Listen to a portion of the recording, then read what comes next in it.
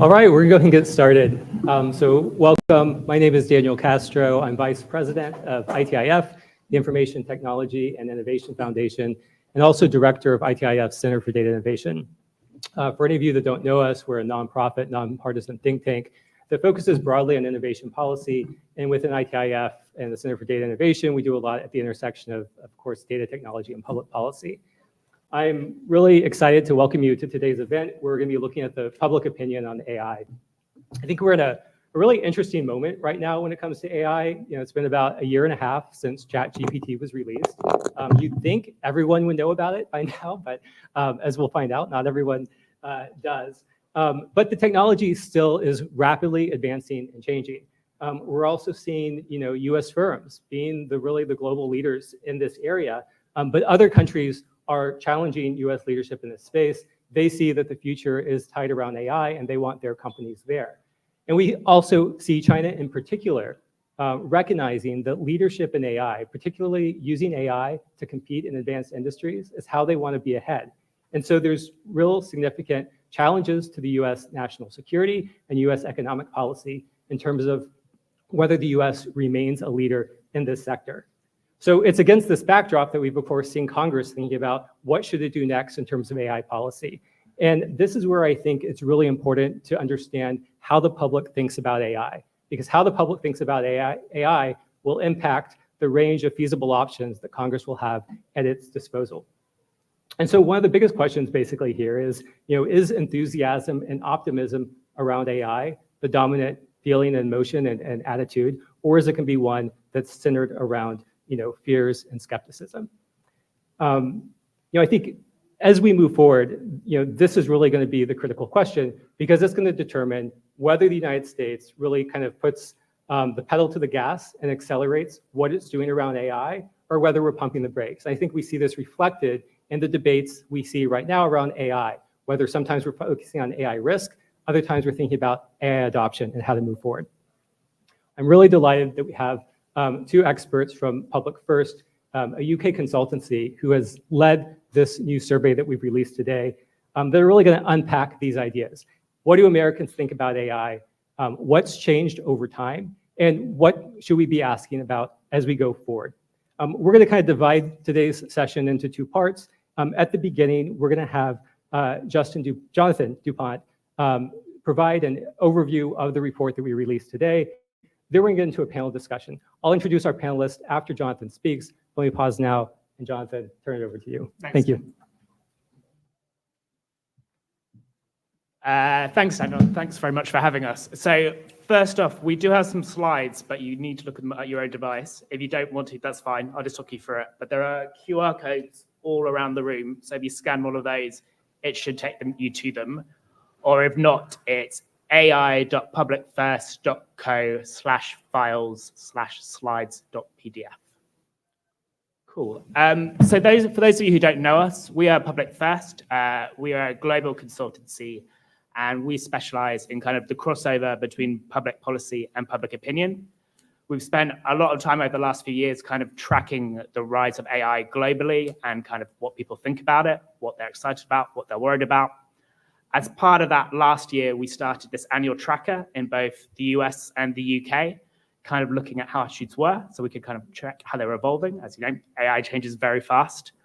And today, I want to kind of dig into what we found in the latest wave of the US results. So as Daniel said, how people think about AI now, what they expect in the future, and what they think politicians should do about it. So starting with awareness. So my first theme is that awareness is growing quite fast, but actual day-to-day use is still quite early and quite low. If you look, people have noticed that something is happening. So 51% of Americans say that AI is developing faster than expected. That's up from 42% last year, and it compares to just 5% who say it's going slower. When we asked them what technologies they thought were kind of a good proxy for AI, they would kind of point to the computer or the internet as roughly equal in importance. So they're not quite on the huge hype, this is the new steam engine printing press yet, but neither do they think this is social media, they think it's bigger.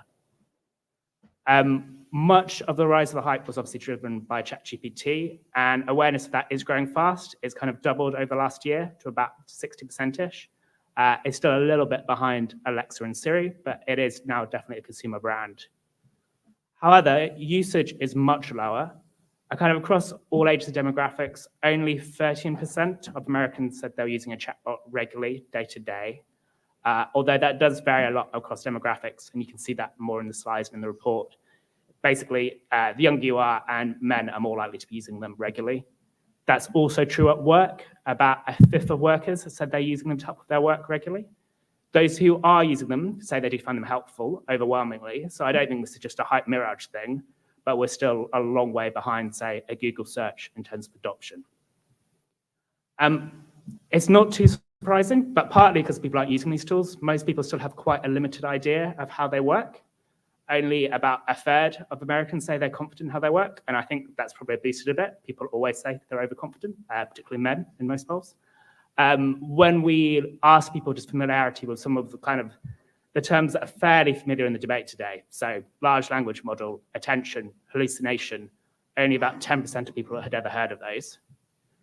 And more importantly, when we ask them just to kind of rank the relative strengths and weaknesses of today's AI models, they still had kind of a picture from maybe like 10 years ago. So AI is great at maths, it's great at remembering things I just told you, but it's not very good at sounding empathetic and talking to you. So almost kind of the reverse of what we'd say an LLM is good at today. My second theme is about what people feel about what's going to happen. So I think people here have mixed changes. Like last year, and like we always see in the UK too, kind of when we ask people how they feel about AI, the top emotion is always curiosity. And after that, there's kind of a real mix of positive and negative emotions. Actually, the negative emotions ticked up a bit this year across the board, which suggests that kind of worries are growing a little bit. And similarly, when we asked about kind of whether people thought AI would make things better or worse, both for themselves, for society, and for the economy, we saw again a real mix of people saying better and people saying worse. When we asked people kind of just a general standard sort of list of kind of benefits AI could create for society, the top was science and technology. They thought it could help take over the boring part of jobs. They thought it could be useful for earlier medical detection. But I thought the most interesting thing here was that the lowest thing they rated was actually increasing wages for workers, which suggests that they think it might benefit society as a whole, but possibly because of unemployment concerns, they're less convinced that they'll translate into actual day-to-day benefits for ordinary people. Okay, moving on to kind of some applications. So as some of you probably know, like one of the big focuses of this year is kind of AI agents. So turning from AI models that don't just ask questions, but get stuff done for you. So we wanted to ask whether people were interested in trying that out. And when we looked into this, we saw that kind of Americans under 35, a majority were prepared to give that a go. So a majority say they would try an AI tutor, a personal assistant, a workout coach, or financial advisor. And then more controversially, we also wanted to check about relationships too. So we asked about having an AI boyfriend or girlfriend. And unsurprisingly, that was the lowest, but actually it was 43% of men under 35 said they're prepared to try that, which suggests it's not quite as taboo as you might think. Turning to something different, we asked about use of AI in a few more sensitive settings, kind of like health or education or justice. And looking at health in particular, we found giving control and a more nuanced view was really important. If we just asked bluntly, do you support AI being used in diagnosis? You'd only get a third of Americans saying they supported that.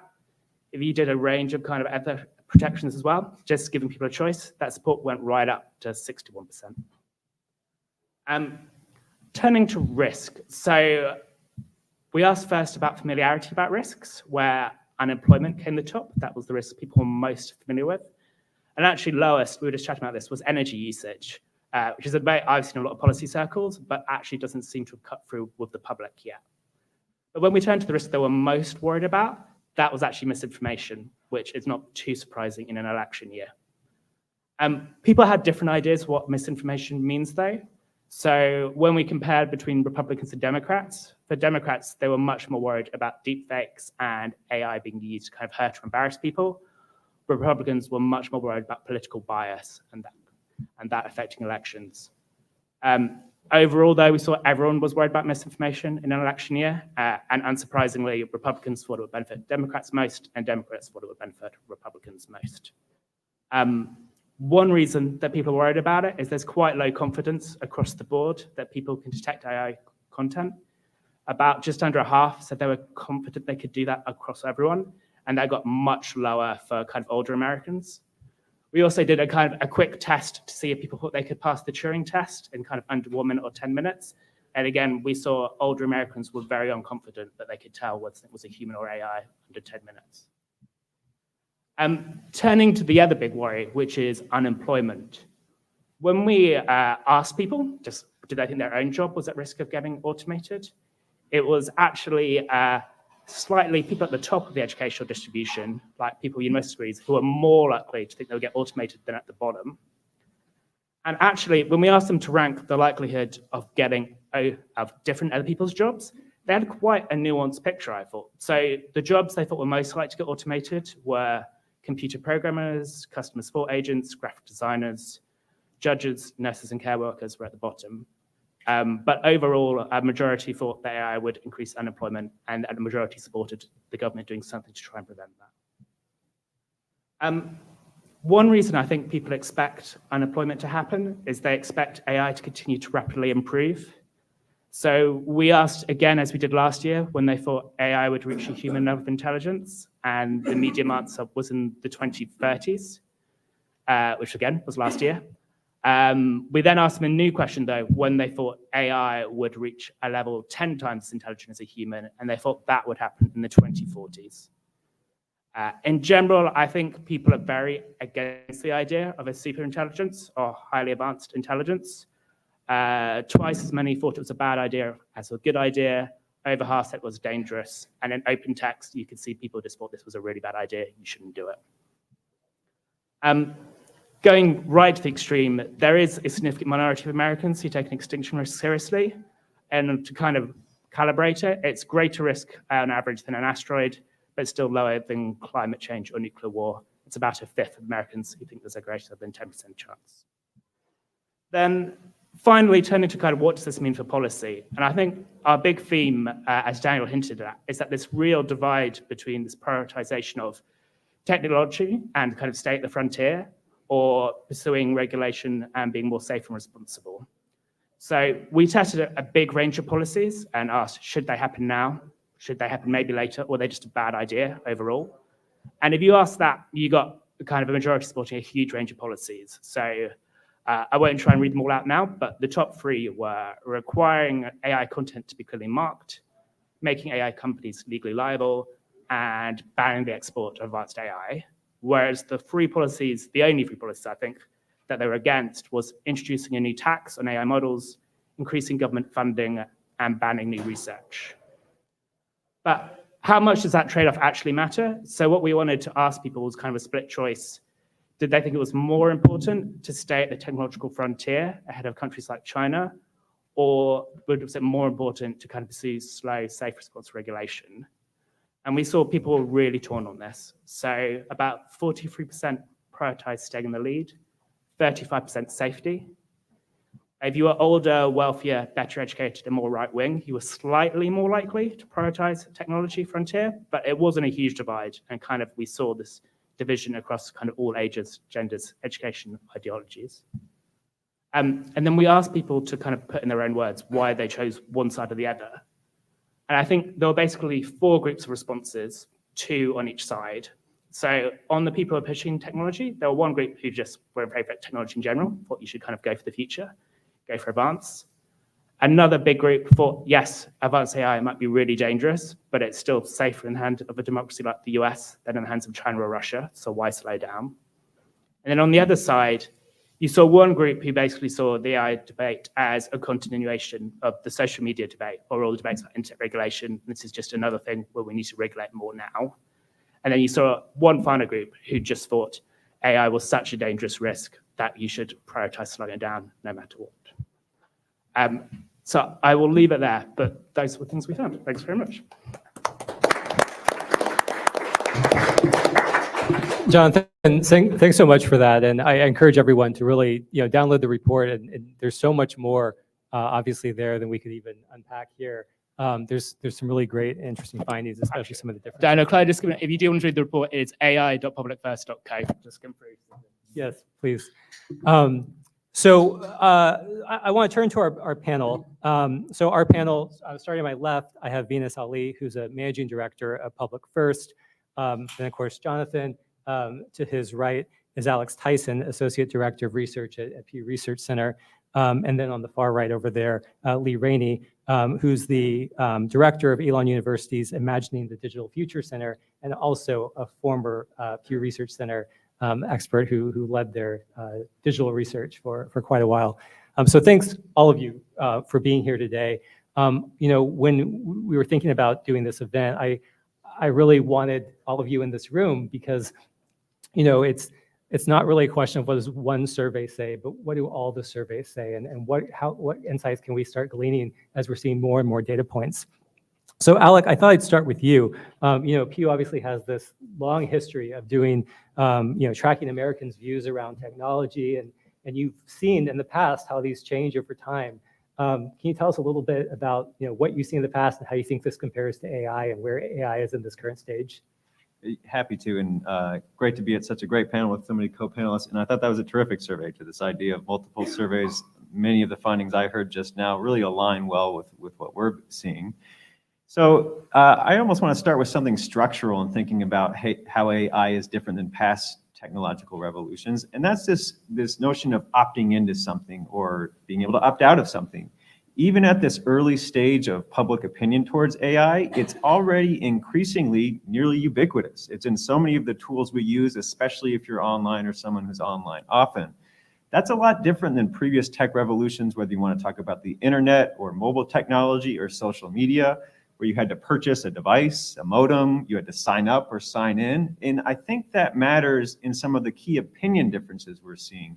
What we see right now, to summarize in a blunt way, is high perceived impact among Americans, low trust, right? High perceived impact, low trust. And that is a little bit different than what we've seen at different moments. And I'm, of course, curious in my colleagues' thoughts on this who will follow me. But even an anecdote to some of the early days of the internet, the famous Good Morning America segment, when folks were kind of joking about, what is this? Is this really going to be a big deal for the world? And certainly some thought it would be, but there was some ambivalence about the impact of even something as fundamental as the internet.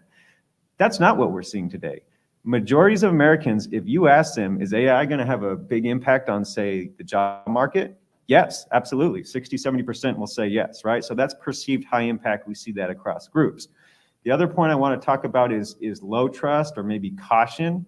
I looked this up before I came here. It was kind of fun for me. I went to a 1999 survey, and 49% of internet users had more trust in the information they were getting online than the information they were getting from print or broadcast media.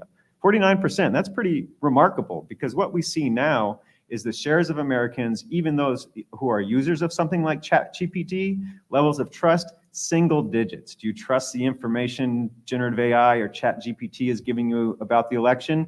In one of our questions, 2% of Americans said they had high trust. So that's a big distinction here. And even the social media era through the 2010s or mid-2010s, about a third of Americans had at least some trust or strong trust in the info they were getting from social media. So this is, perhaps it's on a gradient or a scale, but the low level of trust or skepticism in terms of the information component, that's new and different from past information or technological revolutions, where maybe there was, yes, some skepticism, but it's a matter of degree, and we're in just a different place fundamentally. That could have something to do with the nature of the AI technology itself, how this can be in some ways a black box about how it's working. That may be a piece of the puzzle, but those are some of the fundamental themes that I'll start with and then turn over to my fellow panelists. Yeah, and Alec, maybe I can ask you to stay on the issue of trust for a moment. I wanted to kind of follow up with that in terms of, one of the things that I think is interesting is that in the survey we saw today, there was a, maybe not, we didn't ask about trust, but the emotions and worry seem to have gone up. And I think about, things like social media, where it seems like things have been trending maybe in the wrong direction, or, in a negative direction. Have there been technologies where we've seen it trend in the positive direction in any of your work? Well, that's a great question. I'll be curious on Lee's thoughts on that. Even though overall views towards social media companies in some ways have gotten more negative among young people, for example, they're almost as likely to get news or information on social media as any other traditional or legacy site. So yes, in certain quarters, and sometimes this is associated with ideology, there has been more criticism of large tech companies or perhaps the impact of social media. At the same time, for young folks, it's still among one of their primary information sources. So I think that's, again, to this point of degree, is yes, there's skepticism towards information across environments, including on social media, but the level of skepticism we see towards generative AI or AI information is just at another tier altogether. Yeah. Lee, I want to turn to you. One of the interesting things I think about some of your new work is that you're asking experts their views on AI, and you're asking the general public about their views on AI. And one of the reasons I think that's so interesting is, as you saw in this survey, a lot of the average Americans don't actually understand AI very well. You ask them questions about, certain technologies, they don't know it's AI. You ask them questions about, can AI do certain things like do math well, and they think it can when it actually can't. So I'm curious, in your research, looking at AI experts versus the general public, are there differences there in terms of how they think about, the various issues you've studied? Yeah, they do think there are differences, and this comes out of a long history of comparing public opinion with elite opinion across the board. The business leaders, science leaders, political leaders, and things like that often have very different views about what's going on in the world than average citizens do. So this is not a brand new phenomenon, but it shows up here in a big way. One of the striking things about the question about how technology is being embraced in society is, both for experts now as well as for the general public, the internet era enthusiasm for it was going to democratize things, it was going to open up things, it was going to give people chances to put their own voice, their own stories, their own narratives, their own experiences into play. Much of the commentary in the late 90s and early aughts about the internet was, it's going to be great. And it's not a bad thing that the gatekeepers of culture and information and trust and truth are going to have a run for their money with people sort of on their own, peer-to-peer systems, challenging them and stuff like that. That's not the truth anymore, either for experts or for public opinion. Just as Alex said, there's deep skepticism that's the starting point. And I think part of it even precedes the concerns about AI, just with the way that the social media, again, as something that people were enthusiastic about as it came to the fore in the late aughts and early 2010-11 period. Once you get the Snowden revelations, once you get Cambridge Analytica, once you get the beginning evidence of the impact on mental health situations, particularly for women and for teens, the backlash began, and that backlash now is sort of a starting point, I think, for lots of the technology here.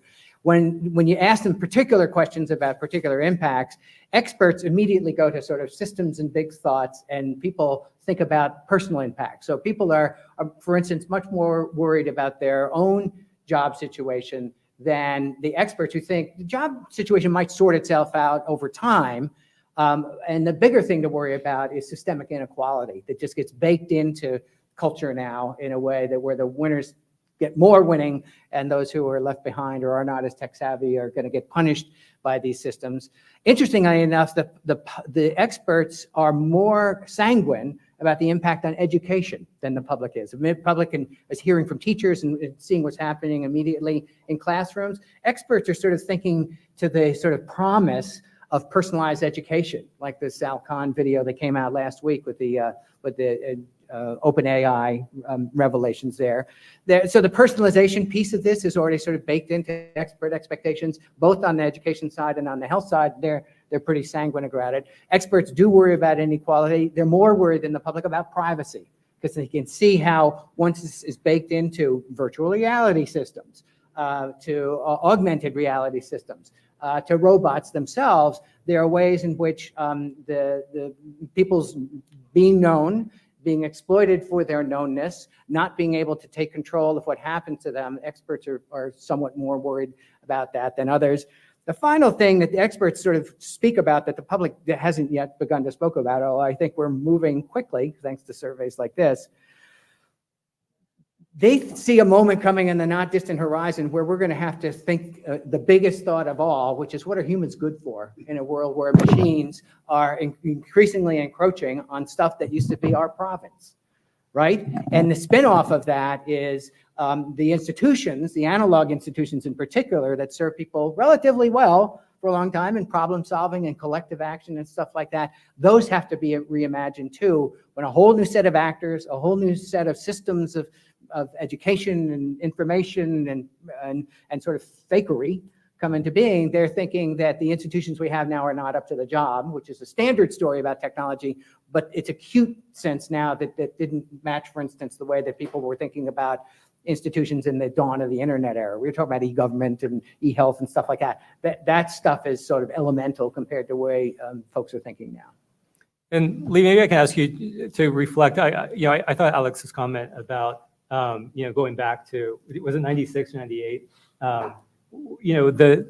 The views on Americans about information, that part of the internet's promise in its early days was it was a very libertarian ethos, right? It was this idea that you're going to have access to the information, you're cutting out the intermediaries. So you can certainly see how there would be expectations that things are going to be better. That versus with AI, where there's basically concerns about control, that there's another intermediary, there's something more powerful in the way. One of the most downloaded files in the 90s was the Star Report, right? So that was people getting direct access to the information. So I guess I'm wondering, as you think about how things are different today than they were then, do you think that there are opportunities around empowering people with AI that would get people to have that same kind of optimism and hope around AI? Or is it, there's kind of no way around it because it's this powerful technology and they're always going to see it as something that's inherently risky? The optimism piece is that people can even more so find the information that they want and go down whatever chain that they want to go down to get more information, more detail, more education, and things like that. But the whole idea of echo chambers and filter bubbles, I don't think that was even a concept in communications and media technology until like the late aughts. Yeah. And the whole idea that we can now sort of live in completely different information and news universes and gaming universes, God knows, the sense that there's, the person sitting next to me on the metro might be in a completely different world than I wouldn't necessarily know it, although it'll show up in the way that we think about culture, the way we vote, and things like that. So I think there's some hope. I mean, there's an arms race dynamic to it. There's a lot of hope in the expert community that AI is going to be used to push back against some of the worst excesses that might come from deep fakes and things like that. There's a sense that hate speech, we're learning more and more about how to counteract that, or how to at least give countervailing information to that so people don't go down rabbit holes in that kind of stuff. So there's a more so with experts than the general public. There's a sense that that these tools can be used for good. Venus, I want to turn to you. First, again, congratulations on this report to you and Jonathan. It's fantastic work. One of the most interesting parts of this report is the breakdown around demographic lines and how, when you start looking at age and gender and income and education and political ideology, that there is actually quite a bit of difference in some of these views. Can you talk a little bit about some of those aspects, and if there's anything you've seen in last year versus this year? Yeah, absolutely. And I think I can pick up really where Lee left off, in the sense that we are also guilty of living in our own echo chambers. And so polling and focus groups and all of the sort of quant and qual that we build really is about sort of making sure that we as experts in the room and people who think about this stuff day in, day out, get out of our own little bubbles and see how Americans, going about their daily lives, think about this. And I think one thing that, really gives me sort of cause for concern and really sort of, takes up a lot of my time is this the next sort of technology that is going to divide us? Already we see in the polling today that, whilst young men are adopting this technology and starting to use it in their day-to-day lives, whether that's in their personal lives or at work, women and older generations are not to the same extent. Now, given the pace that this technology is moving at, is this going to be sort of the next, dividing line for us? And do we leave a lot of people behind whilst sort of, a upper tier, a new sort of echelon or elite emerges? And I think, that is something that as policymakers, as decision makers, as people who sort of think about this stuff, at a real granular level, day in and day out, we need to sort of bear in mind and make sure that, everyone is comes on this journey with us. I think the other interesting difference is, and this comes back to the point that Alec was talking about around integration, is that a lot of Gen AI is just going to be integrated into how we use technology that exists today. So we've seen the Microsoft announcement in terms of sort of integrating AI into their sort of laptop offering, where if you go onto a Google search now, everything is sort of Gen AI is being integrated into it. And so there is this question of choice and control and privacy.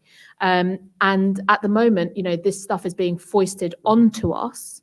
And does that mean that some people are just going to disconnect and step back from it in its entirety, or does that mean that actually everyone can sort of lean in together at the same time, because that sort of it's this opt-in model is being followed?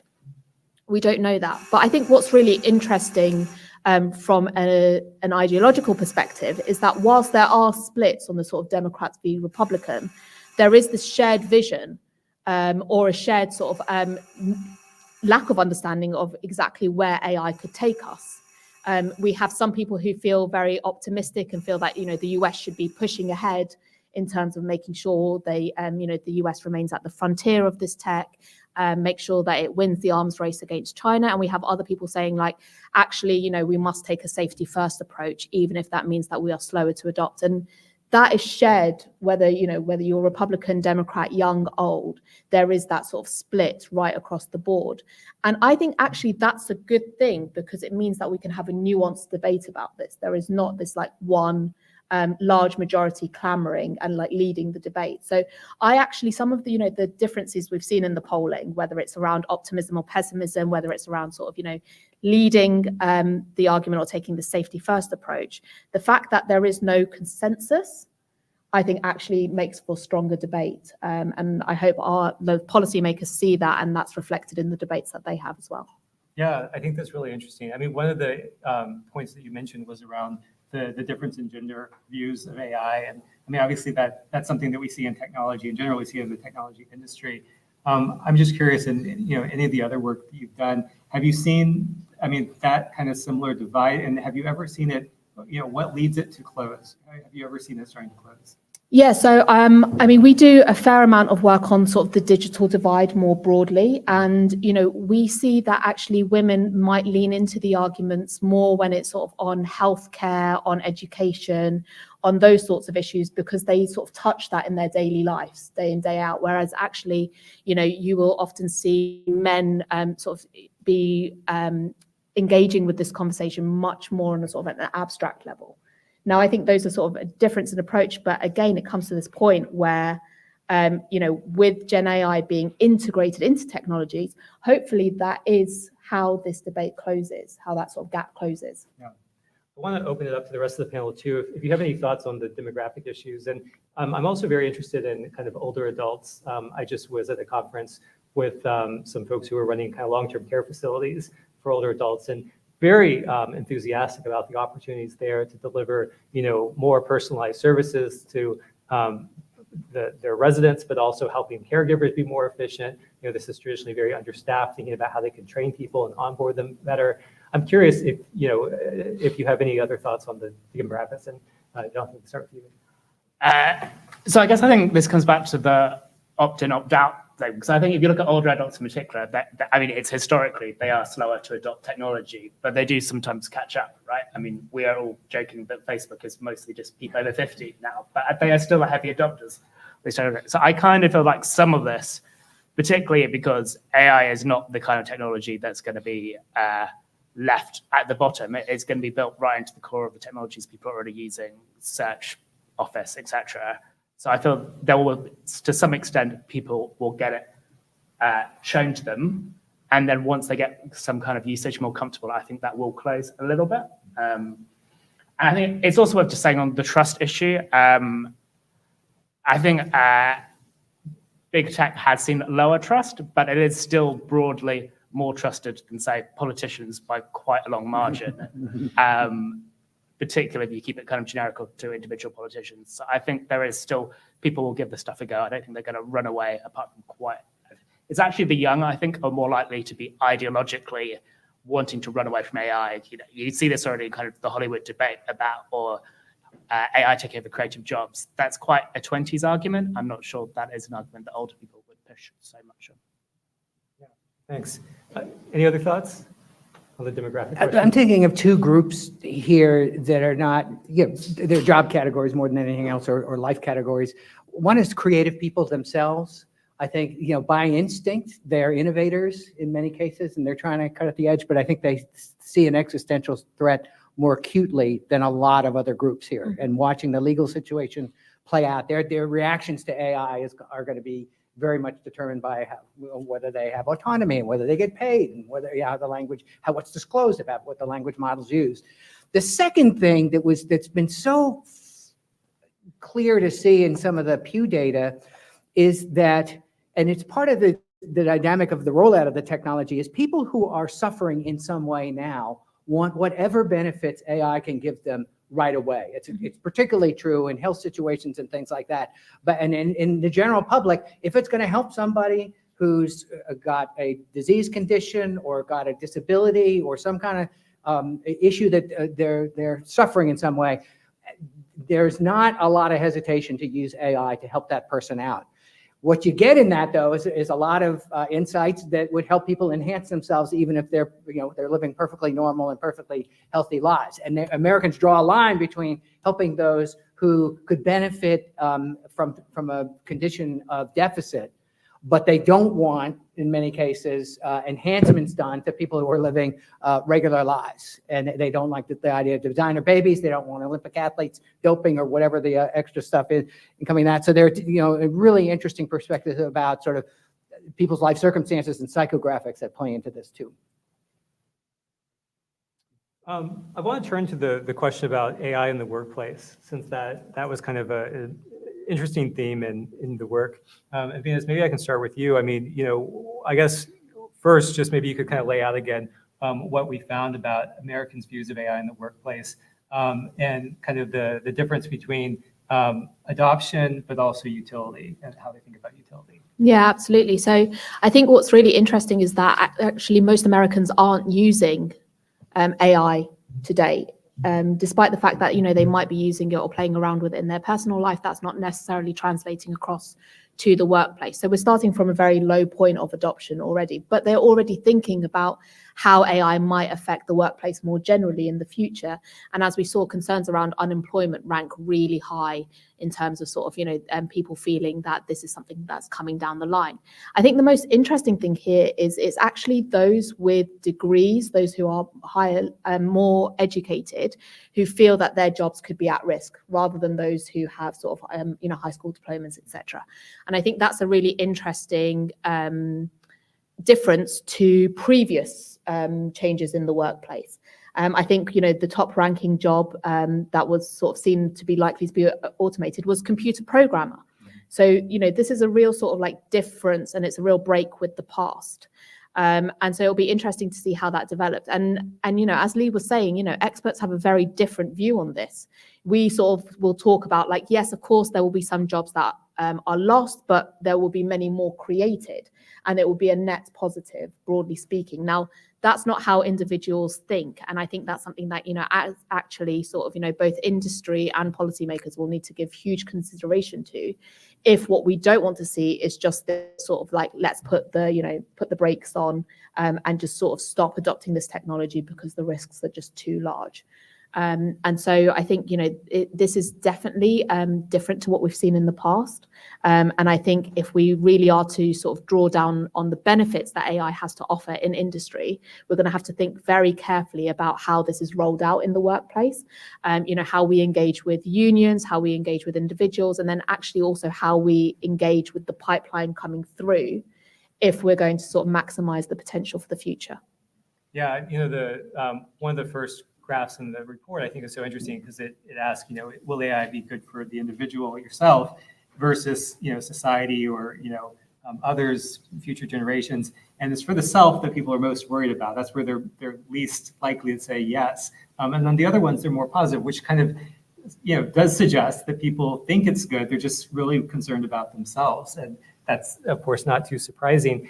Al, I wanted to go to you on this question too. I mean, you've done a lot of work looking at just technology in the workplace. And I mean, we do know, as Venus just said, I mean, the barriers to adoption, workers' resistance to technology can be a huge barrier to adoption.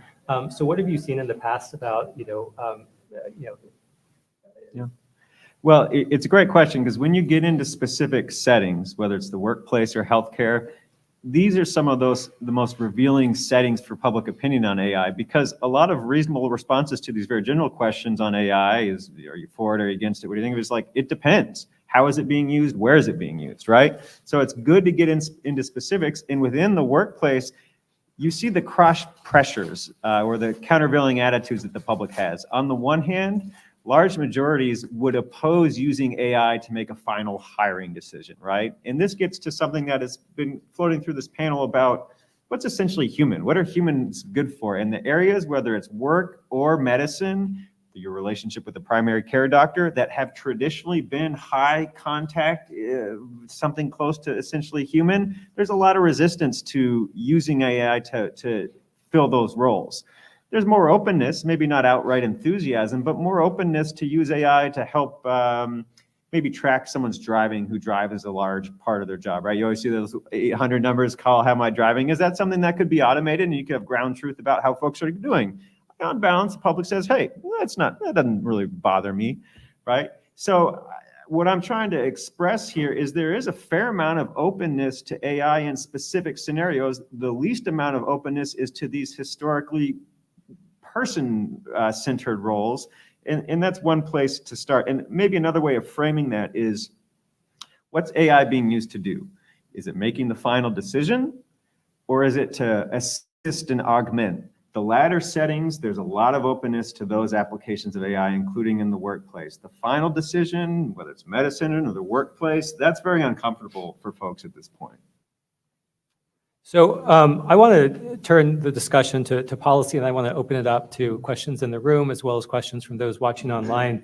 So I guess the starting place is maybe Lee, I can start with you on this one. What have you seen in terms of the polls on what Americans' views are on laws and regulations around AI, and how does that fit in with this kind of the broader questions about Americans' opinions on what Congress should be doing in general?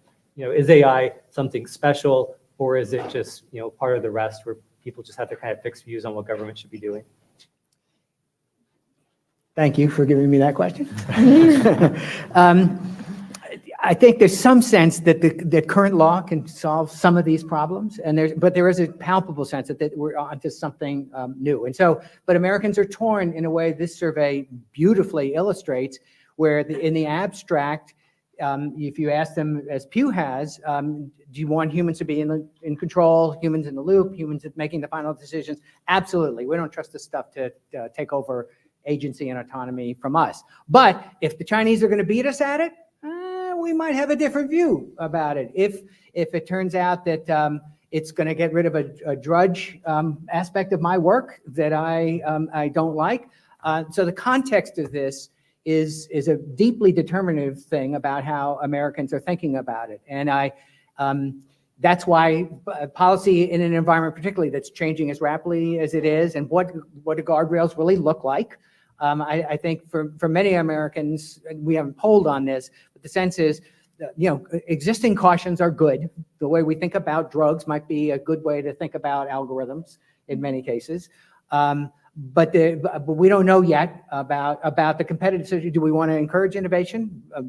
Plurality say yes, but it's a pretty mixed kind of verdict. Jonathan, any thoughts on this as well? So I think one thing that probably is worth saying as a caveat, I haven't seen recent US data on this, but I know that we track this in the UK, that if you ask people about their policy priorities, AI is still very low down on the issues tracker. So I think we should just put it, it's not going to swing many elections, I think. However, when you do ask people to zoom in on policy, I I think Lee is right. It depends what question you ask people, which is why you have to be very careful how you frame this in polling. You generally get very strong support for a lot of policies in the abstract, but whether how much people care about them, and if you start pointing out some of the downsides, I think that can flip quite tightly. There are a few issues where I think things have kind of become more baked in. Like we were talking about kind of creatives, I think is an area where you can already see really strong anti-AI sentiment. But other than that, I kind of get the sense that people's policy issues aren't that strong yet and could change quite quickly with something else that happens.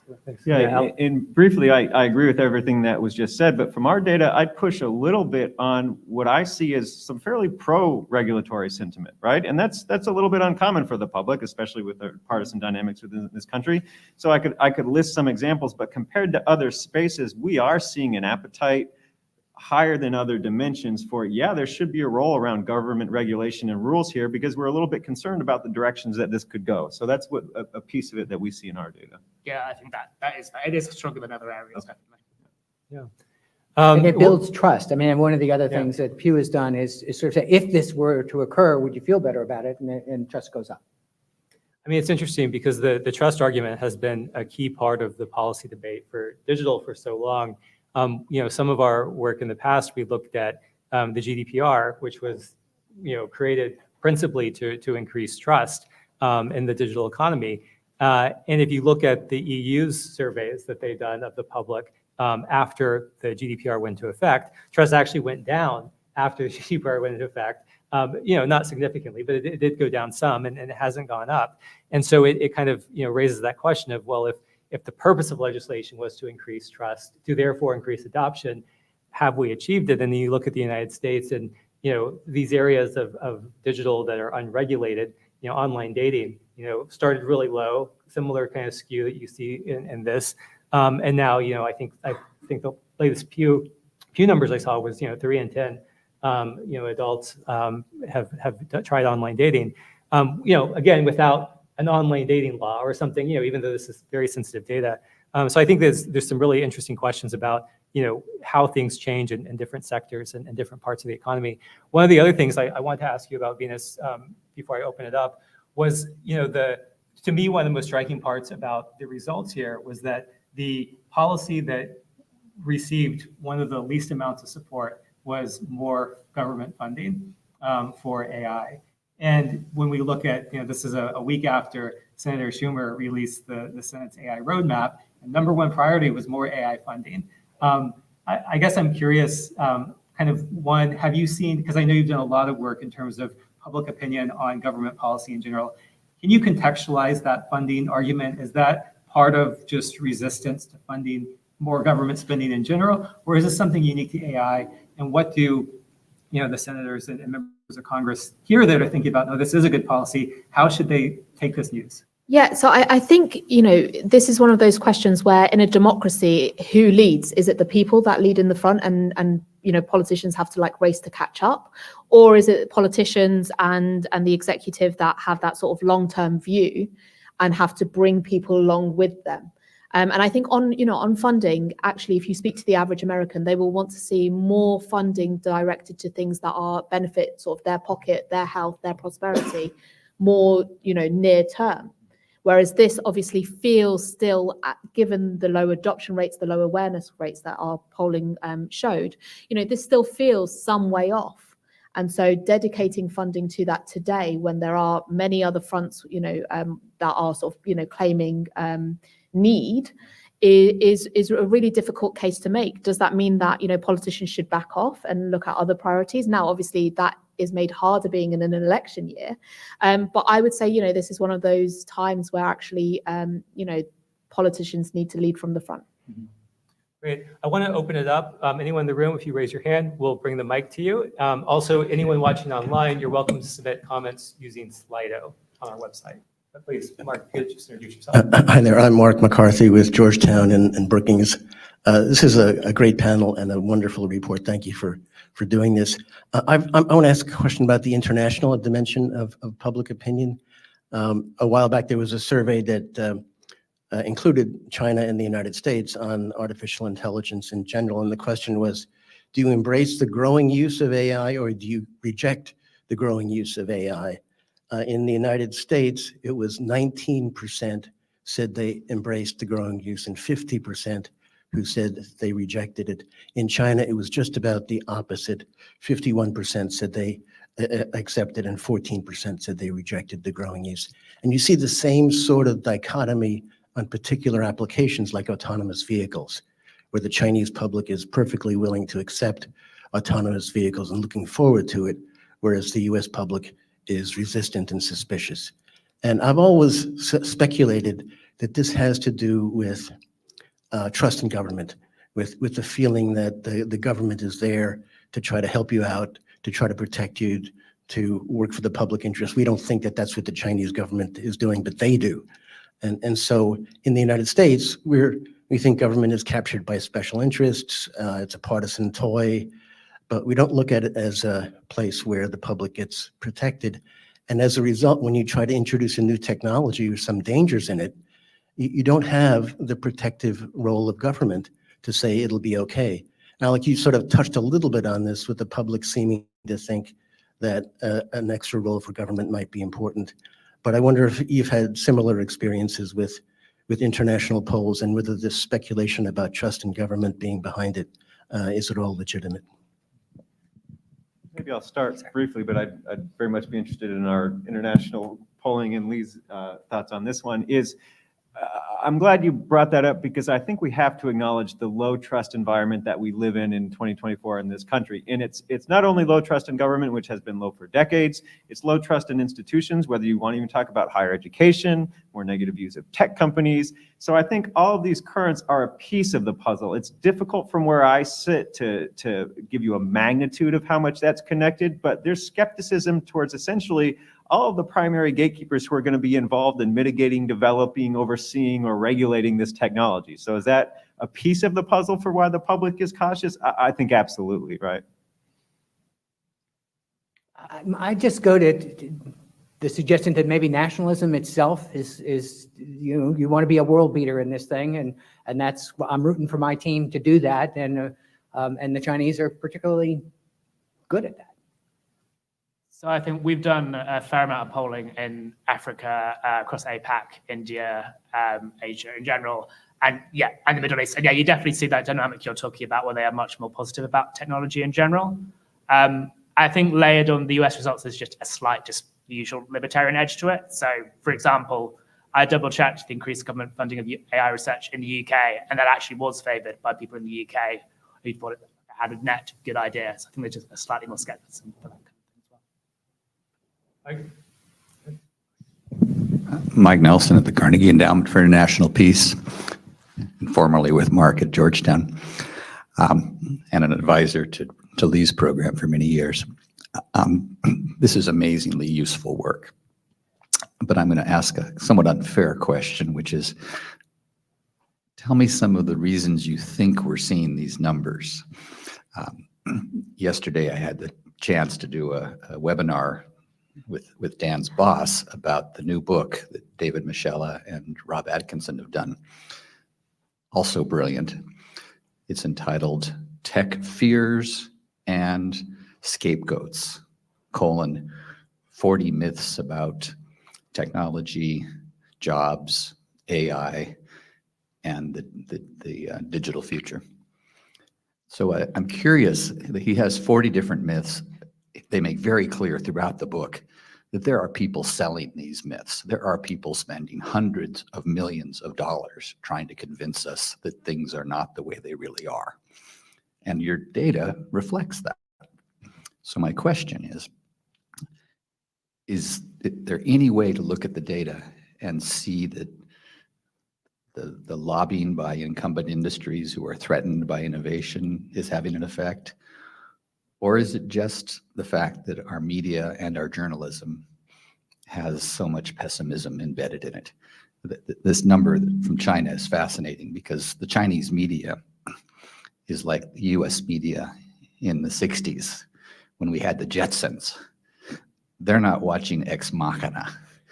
So 3 different possible causes. There are at least 5 more, but any speculation on why we see this difference in the US? So I mean, yeah, I always think when you do a tech event in kind of Dubai or Saudi Arabia, it's like jumping back 20 years to events here in the UK, where everyone is very pro and positive and just looking at opportunities. And I think there definitely is some of that here, that people are kind of coming from a more skeptical, pessimistic place. There is a more organized press narrative. And to be quite frank, some publishers have an interest in pushing back against some of this stuff. So I think that is part of it. I think also, as we're talking about this, we're still in quite a abstract space. People have heard a lot about it, but the actual day-to-day usage, a lot of people have tried SAP once or twice, but a lot of people haven't found that thing that clicks where they use it day-to-day. And I think when you do that, people will slightly have more kind of nuanced views. It's a good question. It's a challenging one to answer. I have a simple response. I think it's relevant, though, which is in a lot of our polling, the public doesn't necessarily see a clear improvement in these AI-powered technologies. And I can give you an example. One of them is self-driving cars. Anyone who works in industry around self-driving cars would say this is going to reduce traffic fatalities, right? That is not the public's view. Now, does that have to do with some of the dynamics you were talking about? It's hard for me to parse those, but what I would point to is the public seeing a clear improvement to the status quo, whether that's mediated through personal experience, trusted messengers, or information networks. That's probably going to be one of the largest drivers in more positive sentiment towards this bucket of technologies. We have one more question up here. Thank you for your remarks today. I'm Elliot Tetch, and I'm at the Heritage Foundation Tech Policy Center. I know it was touched on just a bit earlier, but given the recent release of the AI policy roadmap by the Senate, how do you think this reflects the sentiments of lawmakers specifically? Lee, I'm wondering if you can kind of maybe reflect on especially the difference between maybe lawmakers, experts, and public. I don't know about lawmakers. I think, the initial wave of enthusiasm, particularly among Democrats, was of note. But I think that the sort of general idea that spending more money isn't, if you're asking Americans about that, they're not inclined to do that. They are inclined towards the private sector and things like that.